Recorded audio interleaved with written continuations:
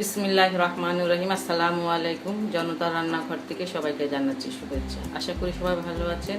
আজকে যে রেসিপিটি করব খুব একটা মজাদার রেসিপি, আমার কাছে খুব মজাদার। এটা আমি বড় চিংড়ির ভর্তা বানাবো হাতে ডলে। সেই জন্য আমি এখানে 8টা বড় বড় চিংড়ি মাছ নিয়েছি, খোসা সহকারে নিয়েছি। সেটা পরে বলবো কেন নিয়েছি খোসা সহকারে। আর আমি ভালো করে মাথা ময়লাগুলো ফেলে এখান থেকে রকটাও ফেলে দিয়েছি। প্রত্যেকটা একই রকম করেছি। এখানে আমি একটু বড় আকারে দুটো দেশি পেঁয়াজ কেটে নিয়েছি কিছুটা ধনিয়া পাতা নিয়েছি, ছয়টা শুকনো মরিচ ভালো করে টেলে নিয়েছি, স্বাদ মতো লবণ নিয়েছি, আর লাগবে আমার সরিষার তেলটাও নিয়ে নিয়েছি। আচ্ছা, ভর্তাটা কীভাবে বানাবো সেই প্রসেসে আমি এসে বললাম। একটা প্যান দিয়েছি চুলায়, আর এই মাছগুলো দিয়ে দিব। কোনো তেল দিব না, এই মাছগুলো দিয়ে দিব। আর এটা চোখ লাগিয়ে রেখেছি এই জন্যই যাতে মাছটা ভিতরে নরম থাকে। ভেজেও নেব না, একটু পানি দিয়ে সিদ্ধ করে নেব, তাতে মাছটা নরম থাকে এবং ভর্তাটা মজা হয়।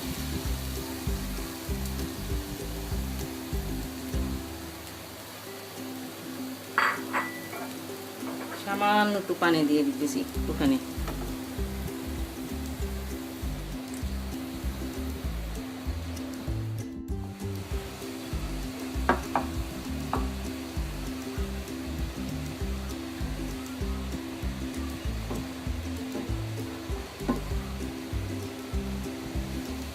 এগুলো সিদ্ধ হতে বেশি সময় লাগে না, মাছ সিদ্ধ হতে সময় খুব কম লাগে।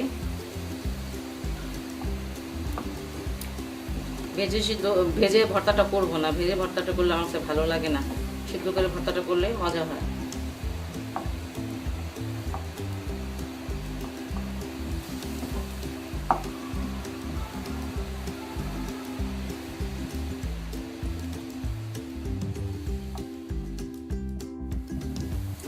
এটা প্রায় আমি 6 মিনিট করলাম। এটাকে ভাজলাম না, ঠিক সিদ্ধ করলাম, একদম পোড়া করে সিদ্ধ করে ফেলেছি। আমি তো তেল দিয়ে যে ভাজলাম, এটা তো বলা যাবে না। এটা সিদ্ধ করতেছি। হয়ে গেছে আমার সিদ্ধ করাটা। এখন আমি এটা চুলা থেকে নামিয়ে ফেলবো। ভালো করে নেড়ে চেড়ে সিদ্ধটা করবেন যাতে সিদ্ধ হয় মাছটা। আমি তো এইগুলো সিদ্ধ করে ঠান্ডা করে নিয়েছি, গরমটা তো বাছা যাবে না, তাই ঠান্ডা করে নিয়েছি। এখন এই যে এইভাবে বেছে ফেলতে হবে। এই চুচোটা তখন ফেলি নেই, এই যে এখন ফেলে দিব।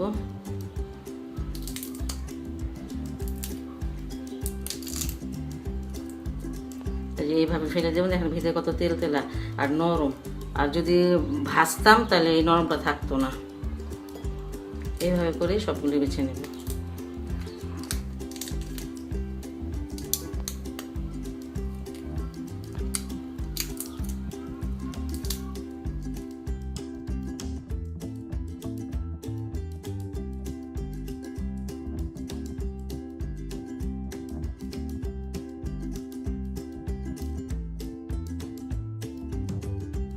মাছটা বাছা আমার হয়ে গেছে। এখন আমি ভর্তাটা বানাতে চলে আসলাম। মরিচগুলো খুব ভালো করে করে নেব।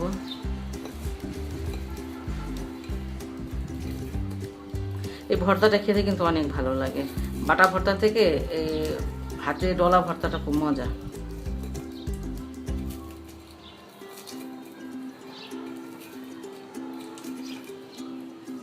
মরিচগুলো খুব ভালো করে ভেঙে নিতে হবে।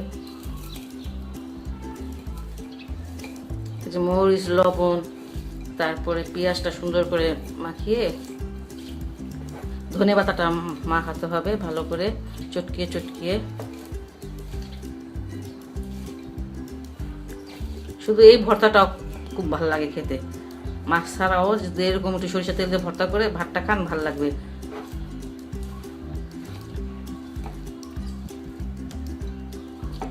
এখন মাছগুলো আমি করে নিব। মাছটা এইভাবে করে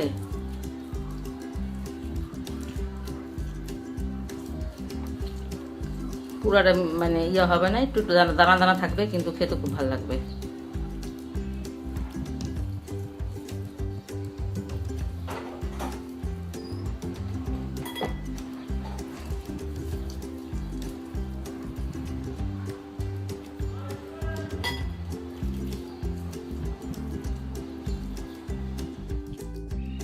সবগুলো মাছ আমার চটকানো হয়ে গেছে।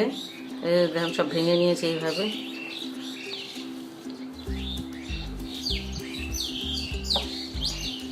যেটা বেটে ভর্তা বানাই সেটা আর সরিষা তেল দেয় না, কিন্তু যেটা মেখে ভর্তা বানাই সেটা সরিষা তেল দেই। আপনারা দিতে না চাইলে দিবেন না, কিন্তু আমার কাছে দিলে খুব ভালো লাগে। এই ভর্তাটা দিতে হয় সরিষা তেলটা।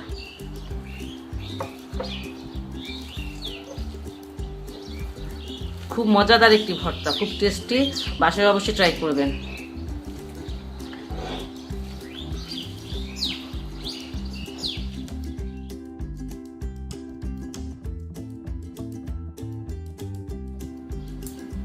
ভর্তাটা বানানো আমার হয়ে গেল। খুব সহজ একটি ভর্তা, কিন্তু খেতে দারুণ মজা লাগে। আপনারা বাসায় অবশ্যই ট্রাই করবেন। আর যদি আপনাদের ভালো লাগে তাহলে আমার চ্যানেলকে লাইক, কমেন্ট এবং সাবস্ক্রাইব করবেন। সে পর্যন্ত সবাই ভালো থাকুন, সুস্থ থাকুন এবং নিরাপদে থাকুন। আল্লাহ হাফেজ।